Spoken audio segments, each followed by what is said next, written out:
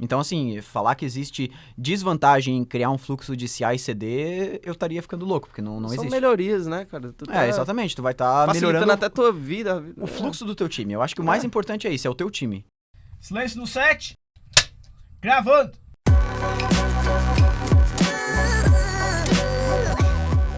Fala, Dev, beleza? Meu nome é Diego Fernandes. Eu sou o Carlos Levi. E eu sou o Hugo Duarte. E Diego, o que é CI/CD?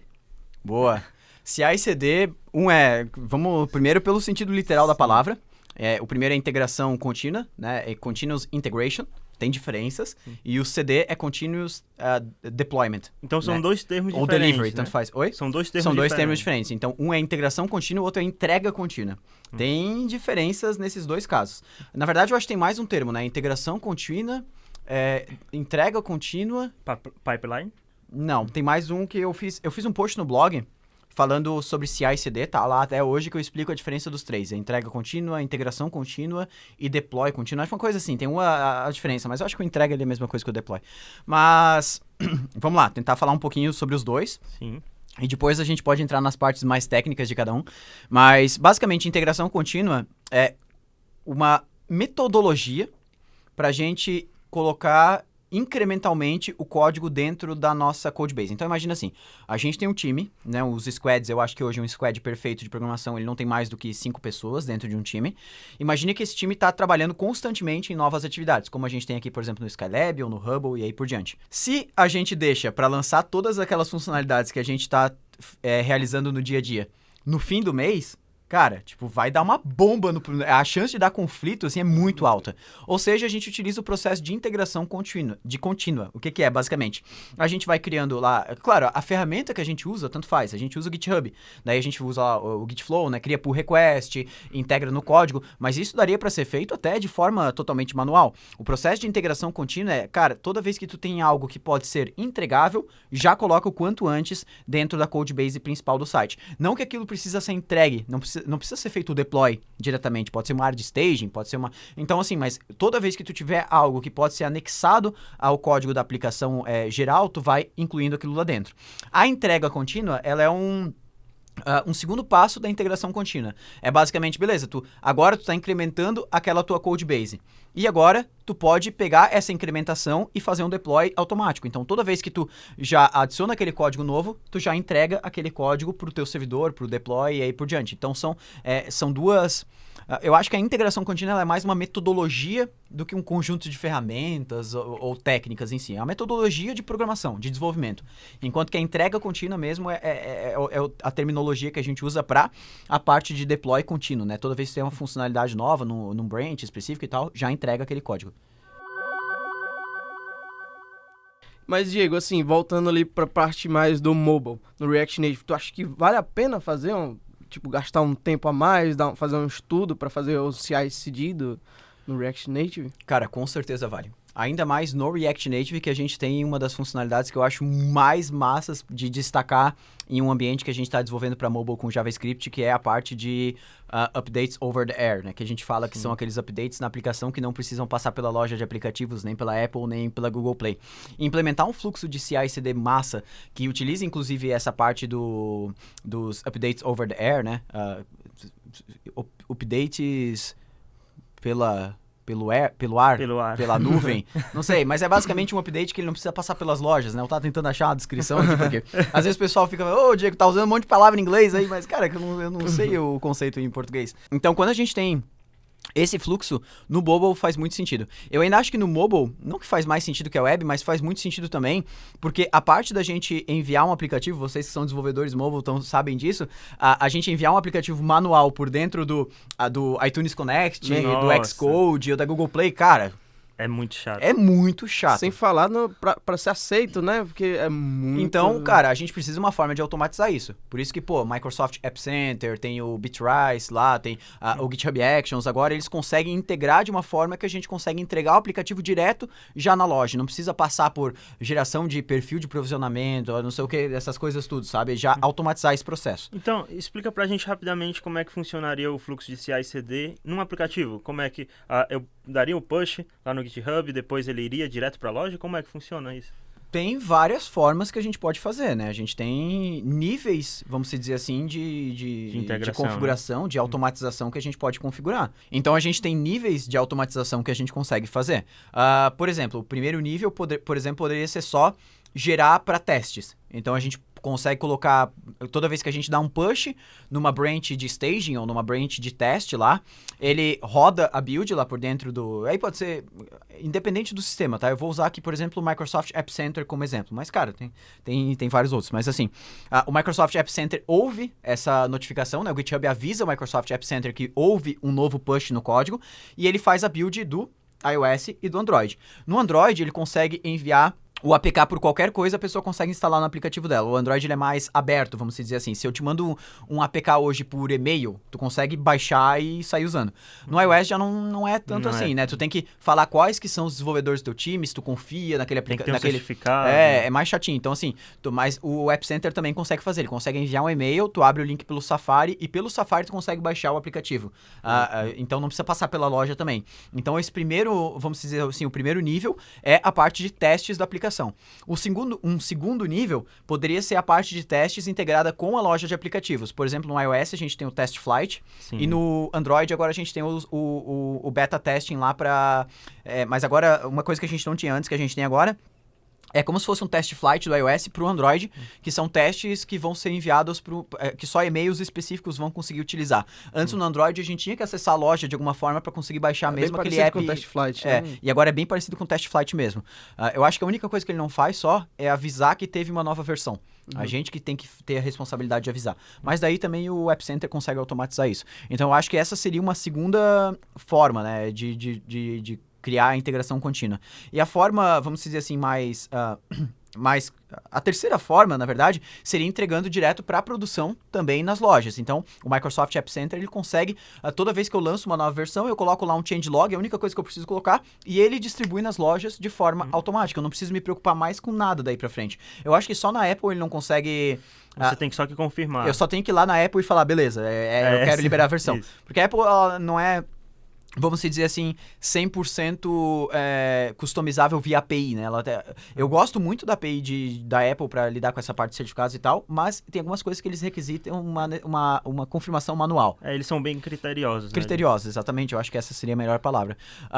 E aí tem o quarto nível, que é ter esse deploy direto para as lojas, mas quando a gente mexe só em código JavaScript, a gente pode ter o update over the air. Então a gente consegue automatizar também esse passo do CI com o Code Push ou com alguma outra ferramenta. O Expo também tem um over the air integrado dele, que a gente consegue fazer o deploy da nossa aplicação sem precisar passar pela loja, se a gente alterou somente código JavaScript. Se a gente não instalou nenhuma lib que mexe com código nativo, vamos dizer assim.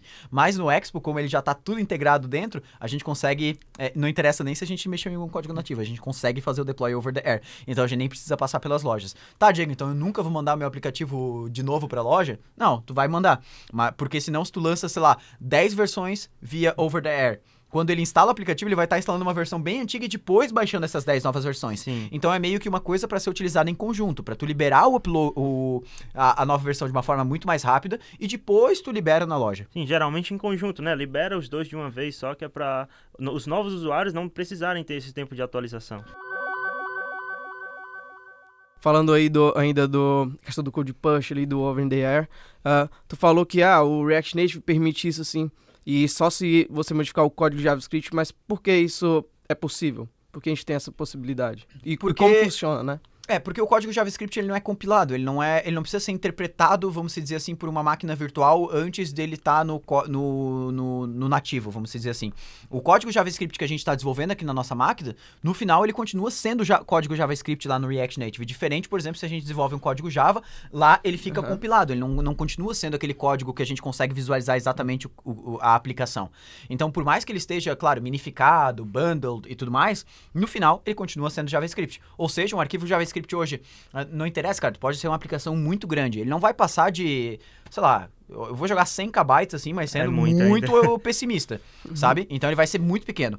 Então o update, cara, imagina, baixar 100 KB é uma coisa muito simples. Então assim... 5G agora, né? Exatamente. Então, cara, assim, é um update extremamente rápido. A gente consegue porque é código JavaScript.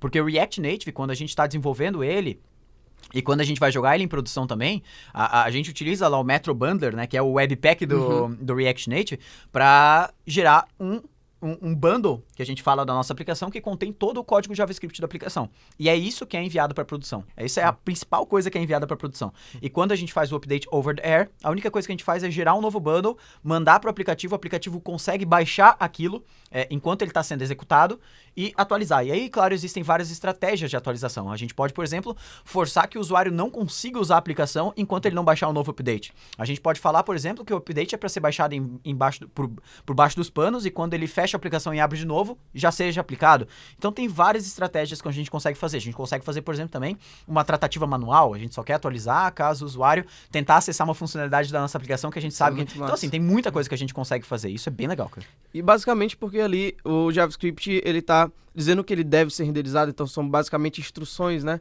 Então basicamente tu não tá modificando algo que tá ali no teu app, né? Tu só tá dizendo, ó, em vez de fazer isso, faz isso agora, então... Isso é muito massa, cara. Show de bola. Diego, você acabou de falou agora há pouco, sobre os 4 níveis de automação, de Continuous Integration e Continuous Delivery, né? Eu acabei de criar esses 4 níveis, tá? Não, o Diego falou que existem 4 níveis. Tá. Mas baseado no que você falou, você acha que o último nível que você citou pra gente seria o estágio perfeito, digamos assim, ou que cada aplicativo, ou que cada aplicação, melhor dizendo, pode trabalhar em um nível diferente? Cara, é uma pergunta difícil, porque assim, a maioria das aplicações que eu vi, eu acho que todas elas fizeram sentido ter esse 4º nível, né? O 4º nível, na verdade, ele inclui todos os outros. Os pacotes. Né? Testes, inclui test flight, eu acho que tudo isso tem que ser incluído num processo bem feito de CI e CD. Então, assim, eu acho que esse seria o melhor dos mundos para uma aplicação mobile completa. Então, eu acho que vale muito a pena. Por exemplo, quem faz muito uso de update over the air, que é o que a gente estava conversando, são games. Né? Às vezes, quando vai abrir um game, ele faz o download já na tela de carregamento do jogo. Né? Então, não que eu esteja jogando... tá ligado? Não, mas assim... Aquele Fire, né? Eu só ouvi falar, né? O Clash, falaram que o Clash of Clans lá, o Clash... Eu leio muito. Leio muito, Mas então, assim, o game faz muito isso, sabe? Isso é muito massa porque, cara, se um jogo tá transmitindo o código dele... E os jogos provavelmente não são feitos em JavaScript, mas assim, eles devem utilizar uma camada de abstração, uma SDK, por exemplo, um Unity da vida, que também consegue fazer isso, né? Passar a linguagem de script não sendo compilada e executar lá daquele lado. Então, cara, imagina, ali é uma quantidade muito maior de informações sendo passada. O JavaScript ali, cara, meu Deus, é uma quantidade muito miserável de código, assim, e fica extremamente performático. Mas e aí, Diego, fala pra gente algumas ferramentas que a gente pode utilizar. Cara, não sei nada de CI e CD. O que é que eu posso estudar? Cara, a ferramenta para iniciar Microsoft App Center, eu acho que hoje... O que a Microsoft está fazendo num cenário, assim, sendo um pouco generalista, mas o que a Microsoft está fazendo no cenário de desenvolvimento como um todo, principalmente esse ano... Tá muito forte, Nossa, né, assim, então. velho. Assim, cara, é excepcional. Eu espero que, quem sabe, logo o terminal dele, o padrão seja já do Linux. Teve o GitHub Actions, né? Não, o GitHub Actions, o GitHub Package Registry, agora o mobile do GitHub. O GitHub, como geral, tá sendo um sucesso esse ano, né? É tudo que os desenvolvedores esperavam no ano só, assim, a aconteceu. A Microsoft tá investindo pesado. Tá, mas vamos voltar a falar. Então, o Microsoft App Center, pra mim, assim, pra quem tá iniciando, ele é o mais intuitivo. Ele se assimila ao Bud, não sei se vocês já usaram. Sim. O Bud, que é uma ferramenta de CI e CD focada, por exemplo, pra web. Né, para web, dá para fazer para mobile também, mas o Microsoft App Center, por que eu digo que ele se assemelha ao Bud? Porque ele é muito intuitivo, ele é muito por interface. Tu cria as coisas clicando em coisas, em botões, então ele fica muito intuitivo para quem está aprendendo a utilizar, para quem está configurando pela primeira vez um processo de integração contínua. E ele é muito automatizado, assim, dificilmente tem coisas que vão dar errado lá dentro. Isso eu acho muito massa. E ele tem integração com as lojas, ele consegue entregar os aplicativos, mas... como nem tudo são flores, o Microsoft App Center, como ele acaba sendo muito intuitivo, ele também acaba se limitando em algumas coisas. Então, tem algumas coisas que tu não consegue fazer. Por exemplo, tu não consegue fazer dentro do Microsoft App Center uma verificação se a única coisa que alterou dentro do teu código foi JavaScript, para ele não fazer o build nativo, vamos dizer assim, e fazer só o de code push. por exemplo, tu não consegue fazer essa verificação. Tu não tem acesso a pipeline, vamos dizer assim, para configurar o que vai ser executado e o que não vai ser executado. Entendeu? Então o Microsoft App Center, ele é muito prático, muito fácil de usar, porém limitado. Perfeito. A gente já falou sobre isso, mas ele vai atender 98% dos casos, tá? Agora, não consigo utilizar Microsoft App Center ou não é a ferramenta que eu quero utilizar, o que a gente tem? Tem o Bitrise, também, que é uma ferramenta extremamente focada em desenvolvimento mobile, deploy para iOS e Android, então eles são extremamente focados nisso, né? Então dá para utilizar também. Eu, particularmente, agora eu estou estudando muito o GitHub Actions, que a gente consegue fazer tudo dentro dele. E aí, como o GitHub Actions, ele por si só, ele não tem integração, uma integração nativa com as lojas de aplicativo, a gente não tem lá uma action, por exemplo. Tem, mas fica muito complicado usar, por exemplo, uma ação direto para fazer upload para App Store. A gente utiliza um carinha que, para mim, cara, é uma das ferramentas mais fantásticas que eu já trabalhei, que eu tô incluindo agora ela dentro do Bootcamp, que é o Fastlane. Cara, o Fastlane, quem já teve a oportunidade de utilizar, que é utilizado também por baixo dos panos no Expo, para fazer o build dele. O que o Fastlane faz? Se fosse para eu descrever da maneira mais enxuta possível, porque eu poderia ficar falando aqui uns 3 podcasts só de Fastlane. Porque é muito massa, assim, sabe aquela ferramenta que quando tu vai usar, ela te hypa, assim, tu fica tipo, cara, que massa, cara. É igual quando eu vi Adonis. O Fastlane é isso pra mim, quando eu fui estudar ele uns meses atrás, assim.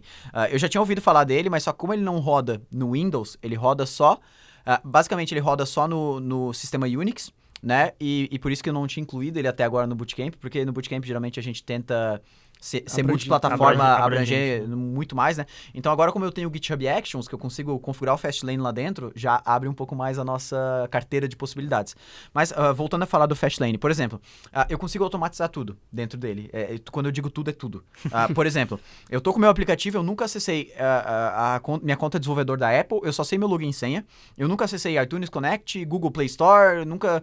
Cara, não fiz nada. Eu tô, por exemplo, terminei meu aplicativo e ele tá pronto para ser publicado... Tipo, ele tem ícone splash screen, mas a partir disso eu não sei mais o que fazer. O Fastlane automatiza todo o resto. O que eu quero dizer com isso?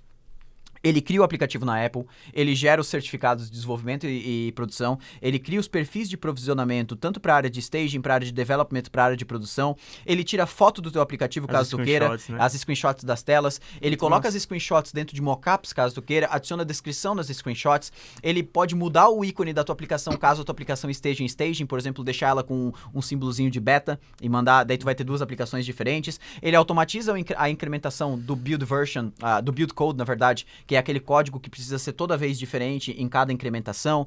Ele cria a aplicação dentro do iTunes Connect, sobe as screenshots lá dentro, ele consegue automatizar o changelog da tua aplicação baseado nos commits que tu faz no Git. Cara, tá vendo que eu posso ficar aqui falando muito tempo dele, né? Eu acho que a única coisa que ele não consegue fazer, que é uma limitação da própria API da Google Play, que é criar a primeira versão, o aplicativo dentro da Google. Na Apple a gente já consegue fazer. Mas na Google, não que eu precise subir o APK, mas eu tenho que criar a aplicação lá dentro. E aí o resto ele faz. Ele sobe a APK, sobe as novas versões, cara, tudo automatizado. É muito massa. Ele consegue também distribuir gradualmente o aplicativo, né? Então... Isso o Code Push também tem uma funcionalidade muito legal. Lá dentro a gente chama de Rollout. Rollout é basicamente como se fosse um teste AB, assim. Sim. Não é bem um teste AB, é um teste. Uhum. Eu envio, por exemplo, meu aplicativo para 25% dos meus usuários, isso eu consigo fazer tanto com o Code Push ou com outras ferramentas, com o Fastlane dá para integrar também.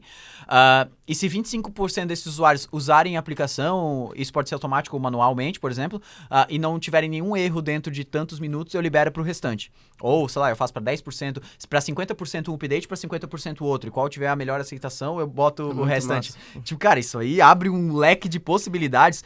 A gente tá fazendo teste AB em tempo real dentro de um aplicativo mobile. Imagina se a gente tivesse que esperar a Apple aprovar o aplicativo pra conseguir fazer isso. Tipo, com Code Push a gente consegue fazer isso em questão de, cara, sem zoeira, 5 segundos. E pra corrigir problemas, né? Tipo, mandou lá, o Google esqueceu um margem top 540 lá, daí tem que botar um fix muito rápido, né? O pessoal aí com iPhone 4S não vai dar um padding do tamanho da tela do iPhone.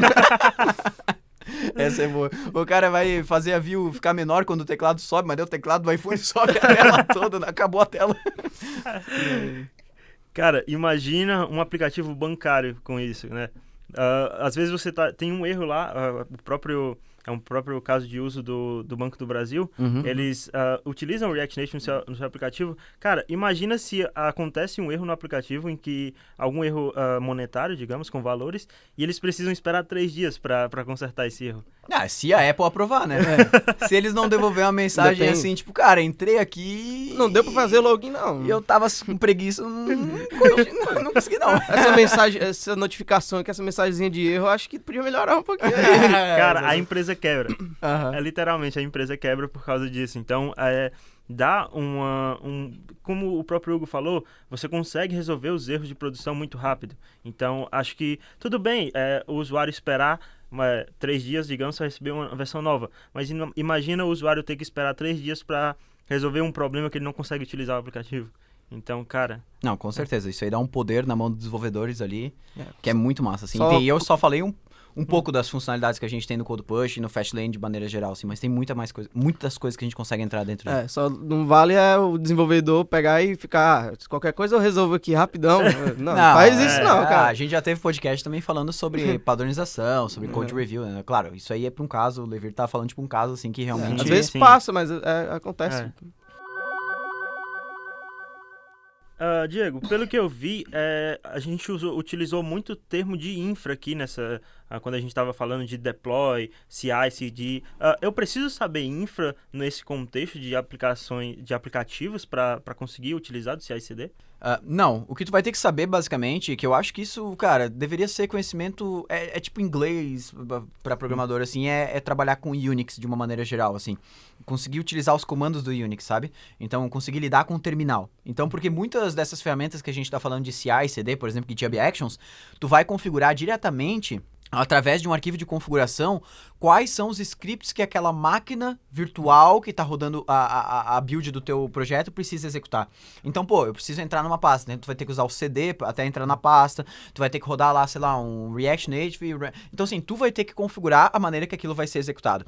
Eu quero executar um teste, então eu preciso instalar o Yarn. Tá, como é que eu instalo o Yarn? E aí eu preciso rodar Yarn test. Então, sabe, assim, tu vai ter que saber esses comandos do Unix. Agora, o restante, a questão de servidores e tal... Não, isso aí, assim, mais pra web, né? Daí tu vai ter que entender um pouquinho mais sobre a parte de deploy e tudo, se tu tá desenvolvendo, colocando no ar uma aplicação maior, vamos dizer assim. Pô, muito massa, Diego. Você falou até agora dos pontos positivos, falou bem pra caramba de todas as ferramentas, CI, CD, Continuous Integration, Continuous Delivery, mas existe algum ponto negativo em todo esse processo, em todo esse fluxo? Cara, é o ponto negativo de tudo que a gente fala que é positivo, é a questão que tu vai ter que ter mais esforço Vai dar mais aplicando trabalho. em cima disso, e claro que tem custos, né? Nada de graça nesse mundo. Então, Microsoft App Center, claro, ele tem um plano gratuito, lá GitHub Actions, se for um projeto open source, tu pode usar pra sempre, se não, tu pode usar até 2.000 minutos de build por mês, que é muito tempo.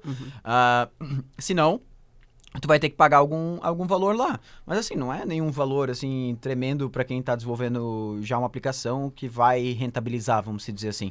Então assim, falar que existe desvantagem em criar um fluxo de CI e CD, eu estaria ficando louco, porque não São existe. melhorias, né, cara? Tu Exatamente, tu vai estar facilitando melhorando até a tua vida. o fluxo do teu time. Eu acho que o mais importante é isso, é o teu time, sabe? Mas aí, Diego, por exemplo, é algo que vai dar mais trabalho para configurar.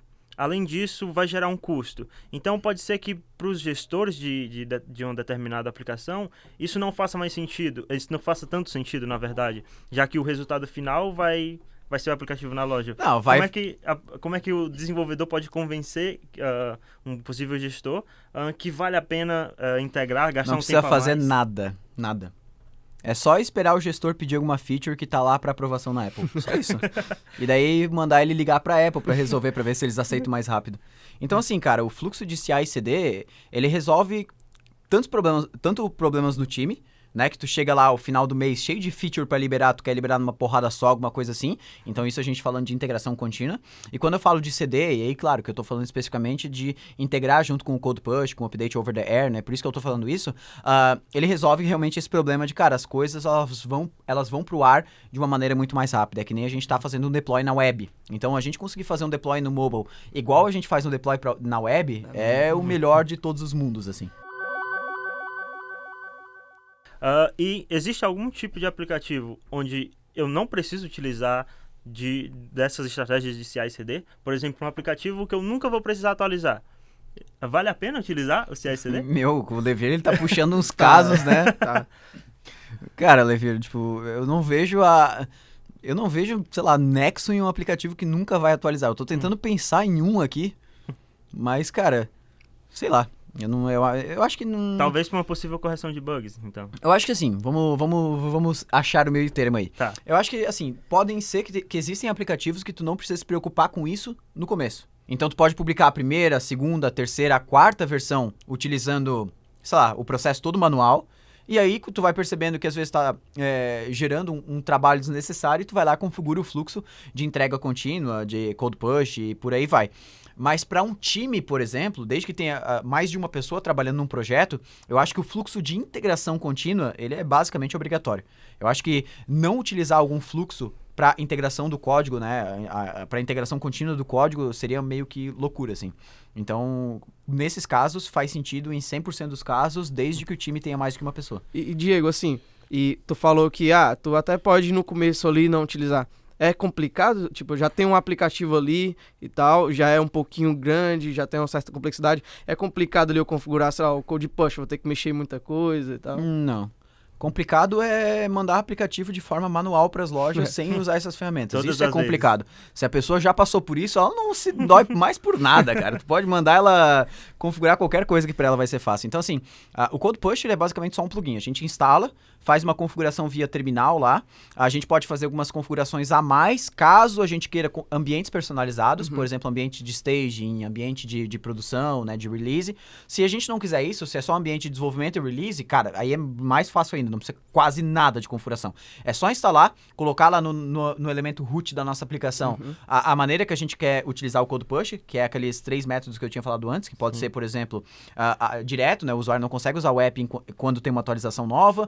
Isso pode ser ruim, né? Porque às vezes ele está no meio do desenvolvimento, no meio do preenchimento de um formulário, vem uma atualização e pá, quebra ele no meio e fala, não, tu vai ter que reiniciar a aplicação. Né? Perdeu Então, tudo. assim, Então, a gente tem que escolher baseado no que faz mais sentido para a nossa aplicação. Tem aplicação que às vezes realmente precisa isso, que não pode rodar sem aquele update. A gente tem que entender qual que é o melhor dos casos. E é só configurar isso e sair utilizando. Assim, a parada realmente funciona. É uma parada que, cara, dificilmente eu tive erros, sabe? Ela simplesmente funciona. É aquele negócio que tu executa o comando e funciona, sabe? Tipo, é um negócio assim muito... É mágica, né? É mágico, totalmente mágico. Tecnologia. Ô, Diego, então respondendo Deve ser, provavelmente, o Code Push deve ser da Philco, né? Então, respondendo a primeira pergunta, vale a pena utilizar CI/CD no React Native? Sim. Vale muito a pena. Vale muito a pena, cara. É que, Cara, só usa, cara. Só Só usa. Se Vai você sem não medo, tá velho. utilizando ainda, começa a utilizar hoje, né? Cara, é isso aí, velho. Eu acho que a gente já tinha que... É a última coisa que a gente tinha pra Sim, perguntar? sim. Massa, porque assim, a gente já tinha que encontrar uma hashtag baseada nisso que tu falou, cara. Eu acho que a hashtag desse episódio deveria ser só usa, cara. Só usa. Só usa. CI/CD só usa. Só usa. Só usa. Só usa ou só usa CI/CD? Só usa. Só usa vai ficar meio... vai. Só usa, cara. Só usa, a cara, Só só usa usa. a hashtag aí. Só usa a hashtag. Hashtag só usa, cara. Só usa. Não tem por que não usar. Não tem por que não usar, cara, porque, tipo, facilita muito o trabalho do desenvolvedor. É uma parada que, nossa, depois que tu configura, tu nem lembra mais, tu nem para pra olhar mais isso, como é que tá, porque é um negócio que se torna automático e só funciona. Então, assim, na maioria das vezes é algo que tu não vai ter que precisar dar muita manutenção. Cara, Tu e vai é muito configurar uma simples vez usar, né? e vai deixar meio que padrão, assim. E é muito simples usar. É muito simples mesmo. E facilita, é muito mais fácil tu até enviar a primeira versão da tua aplicação utilizando já uma ferramenta de CI/CD do que às vezes fazer na mão, né? Ter que gerar o key store, um monte de coisa assim que às vezes não precisaria ser tua necessidade, assim. Então, cara, hashtag só usa. Fechou, galera? Fechou. Show de bola. Meu nome é Diego Fernandes. Eu sou o Carlos Levi. Eu sou o Hugo Duarte. Cara, eu ia falar, meu nome é React Native. Só usa. Só usa. Só usa.